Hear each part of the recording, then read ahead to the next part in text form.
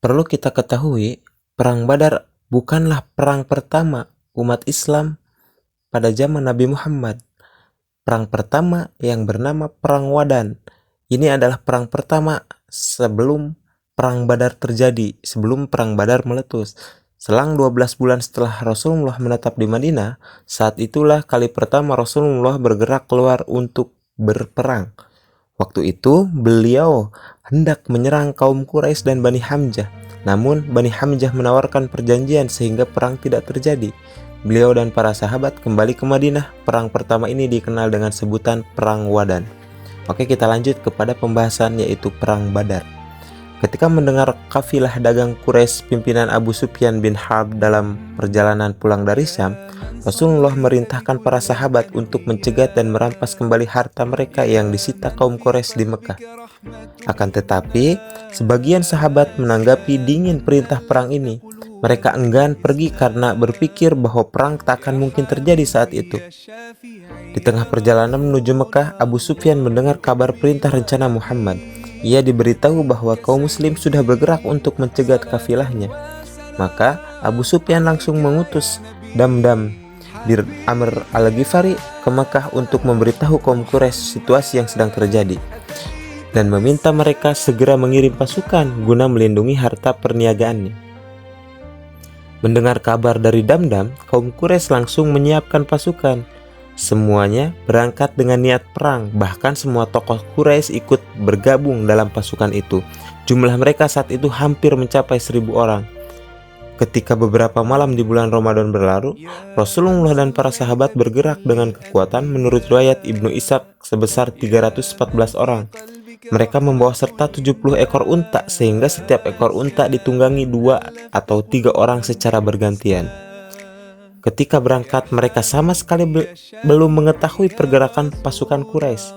Di tempat lain, Abu Sufyan berusaha menyelamatkan kafilah beserta harta dagangnya. Dia memutar menyusuri pesisir menuju Mekah melewati rute di sebelah kanan mata air Badar, terus bergerak cepat hingga akhirnya selamat dari ancaman pihak muslim. Ketika mendengar kabar pergerakan pasukan Quraisy yang hendak menyerang, Rasulullah langsung berunding dengan para sahabat, termasuk di kalangan muhajirin seperti Miqdad bin Amr. Miqdad berkata, "Teruslah maju wahai Rasulullah, laksanakanlah sesuai titah Allah, kami akan bersamamu." Rasulullah ingin mendengar pendapat sahabat yang lain. Beliau melihat ke arah mereka lalu berkata, "Utarakanlah pendapat kalian, siapa lagi yang mau berbicara?" Sa'ad bin Mu'adz menyahut, "Demi Allah, sepertinya yang engkau maksud adalah kami wahai Rasulullah." "Tentu," jawab Rasulullah singkat. Sa'ad bin Mu'adz berujar, "Sungguh kami telah beriman kepadamu, membenarkan dan bersaksi bahwa ajaranmu benar. Kami juga sudah bersumpah setia kepadamu untuk selalu taat dan patuh. Teruslah maju wahai Rasulullah, kami akan selalu bersamamu demi yang mengutusmu dan kebenaran. Seandainya engkau membawa kami ke lautan lalu kau mengarunginya, kami pasti akan mengarunginya bersamamu." Rasulullah sumringah, senang mendengar perkataan Sa'ad, lalu berseru, "Berangkatlah kalian dan bergembiralah. Sesungguhnya Allah telah menjanjikan kepadaku salah satu dari kedua kelompok itu. Demi Allah, seolah-olah sekarang aku bisa melihat kekalahan mereka."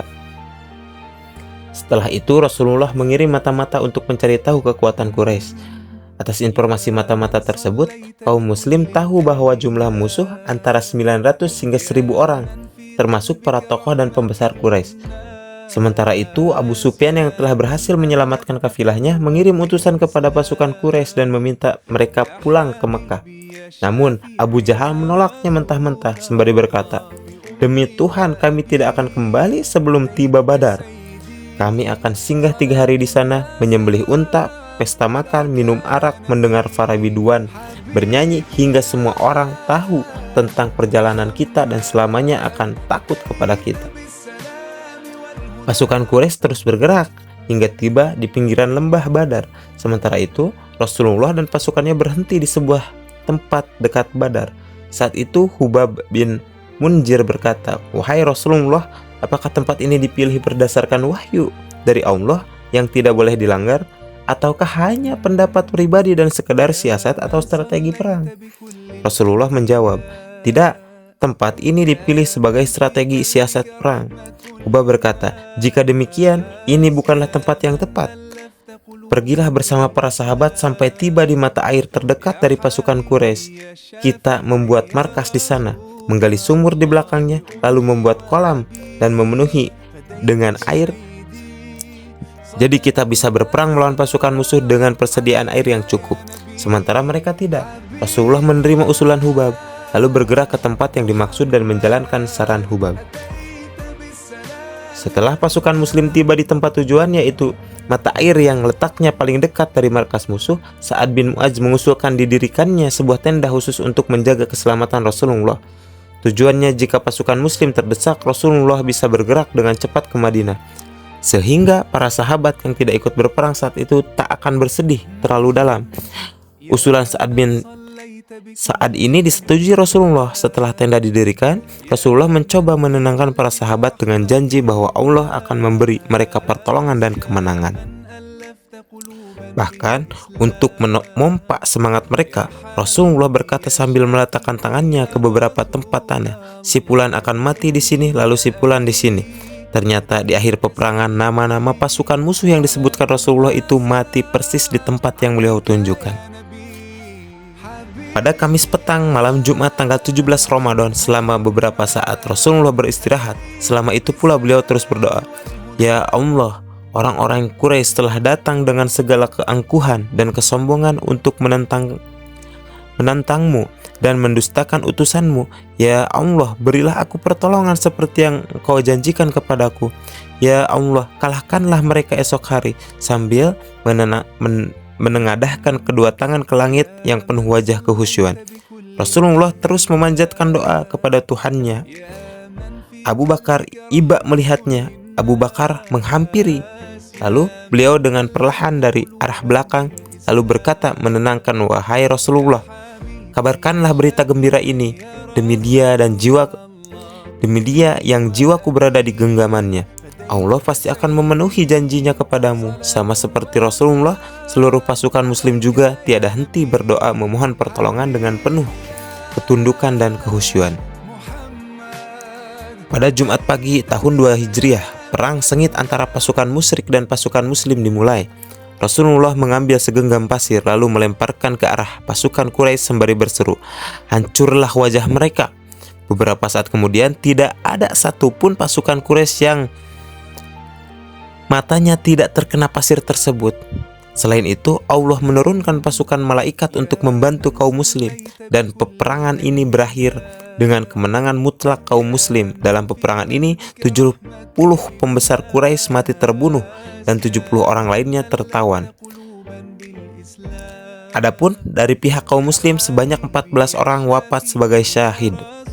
Rasulullah memerintahkan melemparkan mayat orang-orang musyrik korban perang Badar ini, yang sebagian besarnya adalah para pembesar Quraisy, ke sebuah lubang atau sumur. Setelah semua mayat dilemparkan, Rasulullah berdiri di bibir sumur lalu menyeru nama-nama mereka dan nama ayah-ayah mereka. "Wahai Fulan bin Fulan, Fulan bin Fulan, tidakkah akan lebih menyenangkan jika dahulu kalian mau menaati Allah dan utusannya? Sungguh kami telah mendapati bahwa janji Tuhan kami itu benar adanya. Sudahkah kalian mendapati bahwa janji Tuhan kalian juga benar?" Mendengar ucapan Rasulullah, Umar berkata, "Wahai Rasulullah, mengapa kau berbicara dengan mayat? Yang sudah tidak bernyawa?" Rasulullah menjawab, Demi dia yang jiwa Muhammad berada dalam genggamannya, kalian tidak lebih bisa mendengar apa yang kukatakan dibandingkan mereka." Setelah perang berakhir, Rasulullah meminta pendapat para sahabat terkait nasib tawanan. Apakah akan dibunuh atau dibebaskan dengan syarat? Lalu Abu Bakar mengusulkan pembebasan dengan tebusan. Abu Bakar berharap harta tebusan itu dapat menambah kekuatan kaum muslim. Lalu para tawanan yang telah dibebaskan segera memperoleh hidayah dari Allah. Sementara itu, Umar berpendapat bahwa mereka semua harus dibunuh tanpa kecuali. Mengingat kedudukan mereka sebagai tokoh dan pembesar Quraisy, akhirnya Rasulullah memutuskan memilih pendapat Abu Bakar, sehingga semua tawanan dibebaskan dengan tebusan yang dibayarkan pihak keluarga mereka. Hanya saja, tak lama setelah itu, beberapa ayat turun menegur Rasulullah atas keputusannya itu sekaligus menguatkan pendapat Umar. Tidak pantas bagi seseorang nabi. Tidaklah pantas bagi seorang nabi punya tawanan sebelum ia dapat melumpuhkan musuhnya di bumi. Kamu menghendaki harta duniawi, sedangkan Allah menghendaki pahala akhirat. Maka makanlah dari sebagian pampasan atau harta rampasan perang yang telah kamu peroleh itu sebagai makanan yang halal lagi baik. Quran Surat Al-Anfal ayat 67-69.